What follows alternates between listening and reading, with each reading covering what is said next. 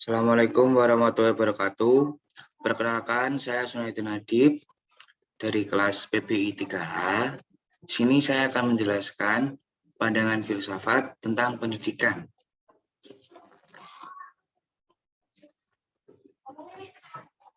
Belakang. Pendidikan adalah upaya mengembangkan potensi-potensi manusiawi peserta didik, baik itu potensi fisik, potensi cipta, rasa, maupun karasanya, agar potensi itu menjadi nyata dan dapat berfungsi dalam perjalanan hidupnya.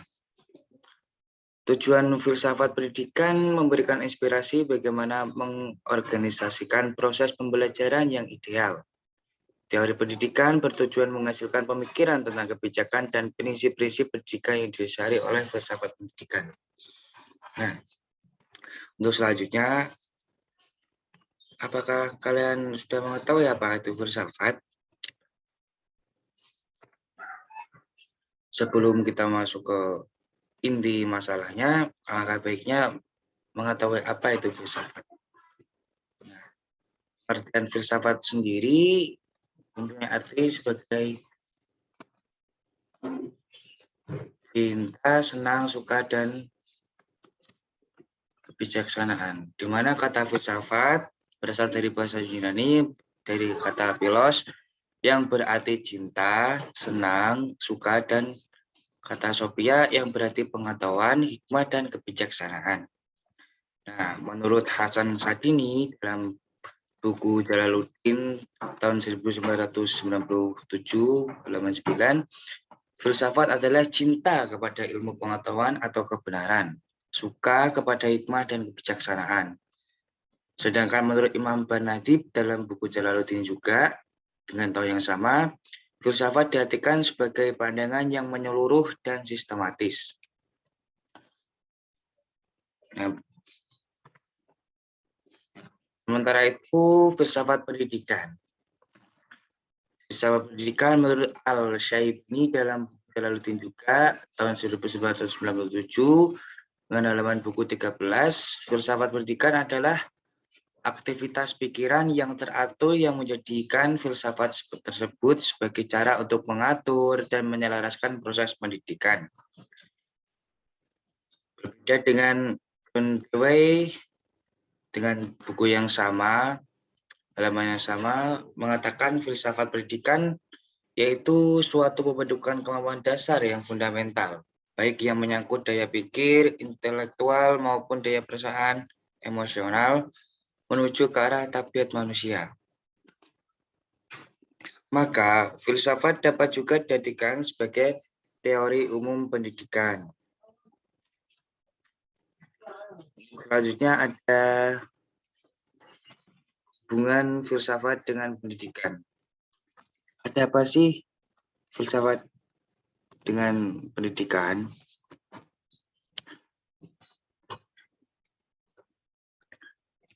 Dalam berbagai bidang, kita sering dengan istilah vertikal dan horizontal. Istilah ini juga akan terdengar pada cabang filsafat bahkan filsafat pendidikan. Nah, antara filsafat dan pendidikan terdapat hubungan horizontal, meluas kesampingan, yaitu hubungan antara cabang disiplin ilmu yang satu dengan yang lain dan berbeda-beda, sehingga merupakan syah-tesa yang merupakan terapan ilmu pada bidang kehidupan, yaitu ilmu filsafat. Nah, hubungan fungsionalnya antara filsafat dan teori pendidikan antara lain yang pertama ada fungsi filosofis. Nah, mana fungsi filosofi ini adalah satu cara pendekatan yang dipakai dalam memecahkan problematika pendidikan. Untuk yang kedua, filsafat memberikan arah pendidikan, yaitu teori pendidikan yang telah ada untuk filsafat tentu yang memiliki relevansi dengan kehidupan nyata, begitu. Untuk yang ketiga, filsafat sebagai pedagogis atau dalam arti lain pengembangan teori-teori pendidikan menjadi ilmu pendidikan. yang memberikan petunjuk dalam pengembangan teori-teori tersebut. Begitu. Untuk selanjutnya ada juga, nah ini, pandangan filsafat tentang pendidikan. Filsafat mempunyai pandangan yang menyeluruh dan sistematis, sehingga menjadikan manusia berkembang, maka hal semacam ini dituangkan dalam sistem pendidikan agar dapat terarah untuk mencapai tujuan pendidikan. Gitu. Penuangan pemikiran ini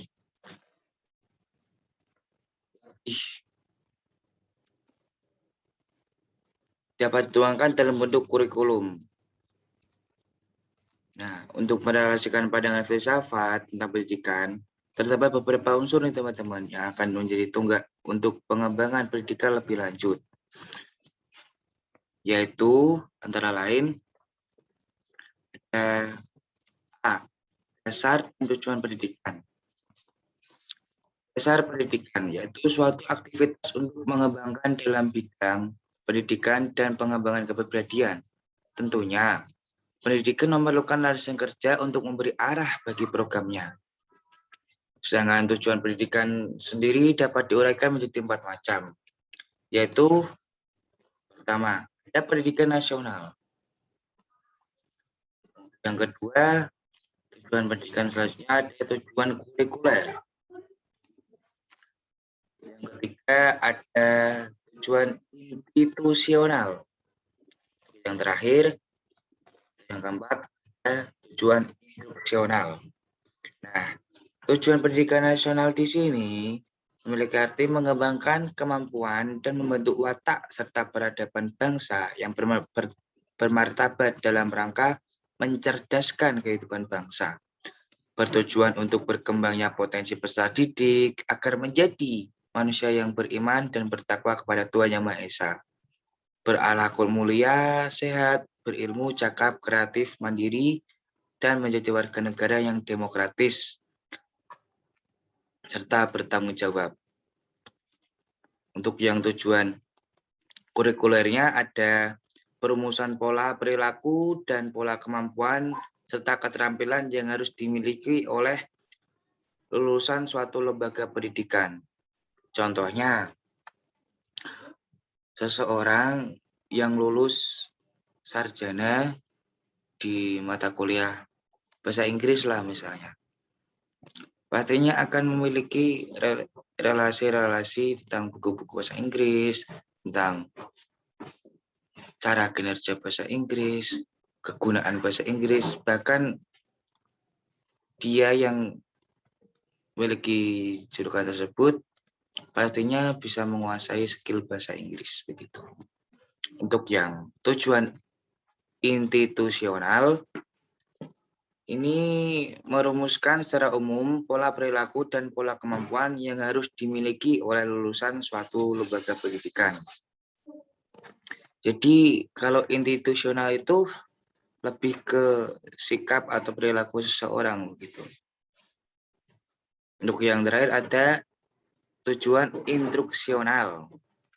Nah, tujuan instruksional di sini diartikan sebagai apa saja sih yang harus dikuasai oleh peserta didik sesudah ia menyelesaikan kegiatan pembelajaran semasa perkuliahan atau semasa sekolah begitu. Selanjutnya yang B ada pendidik dan peserta didik. Pendidik merupakan individu yang mampu melaksanakan tindakan mendidik dalam satu situasi pendidikan untuk mencapai suatu pendidikan. Sedangkan peserta didik adalah anak yang sedang tumbuh dan berkembang baik ditinjau dari segi fisik maupun segi perkembangan mental.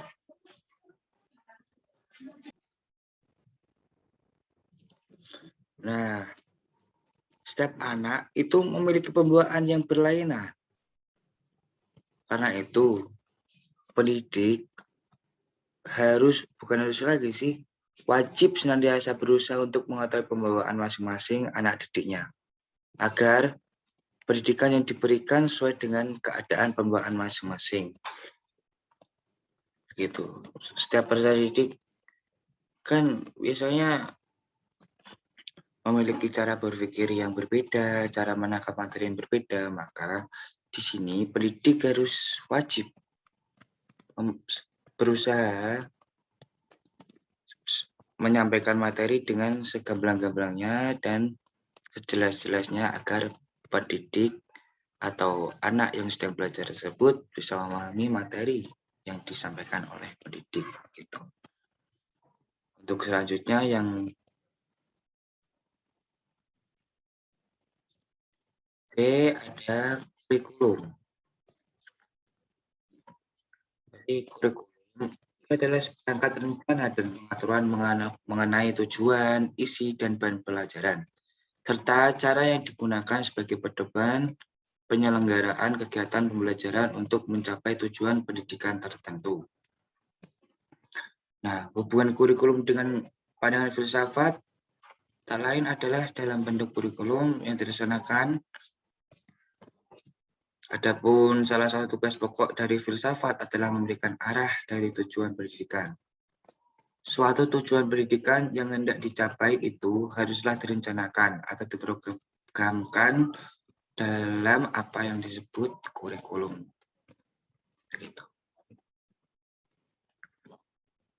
Misalnya ada hakikat pendidikan. Satu, hakikat pendidikan. Hakikat pendidikan adalah suatu proses penanggulangan masalah-masalah serta penemuan dan peningkatan kualitas hidup pribadi serta masyarakat yang berlangsung seumur hidup.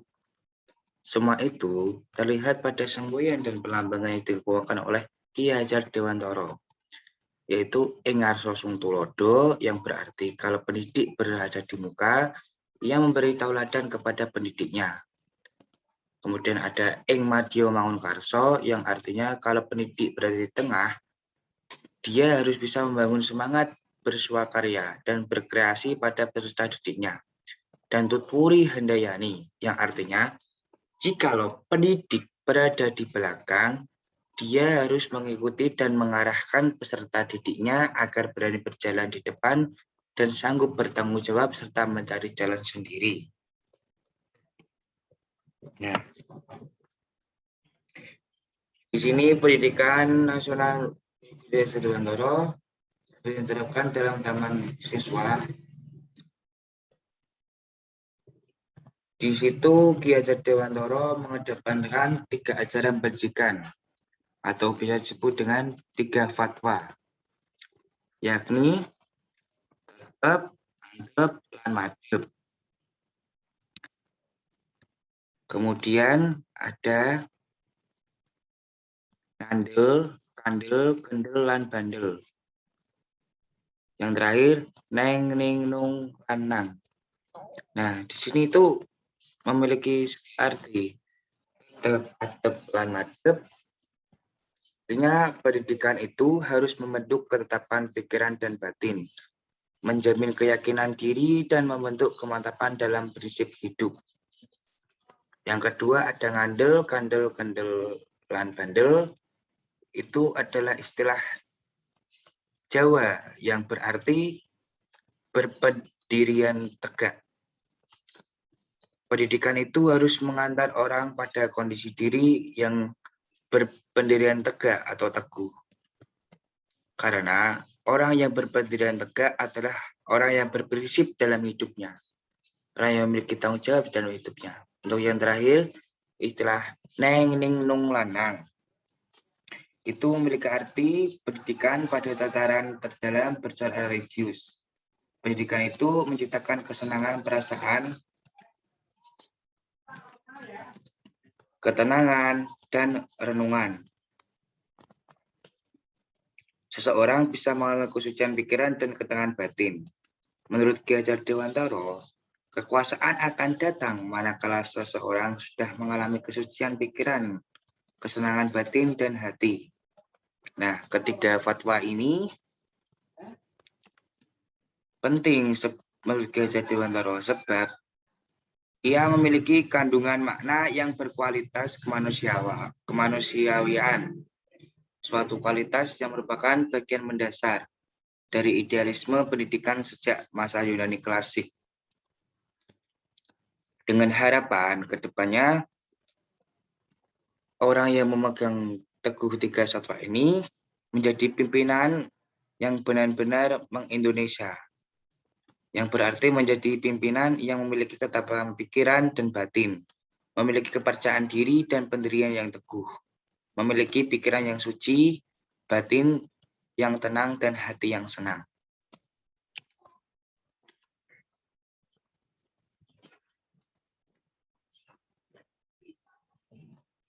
Sekian yang dapat saya sampaikan.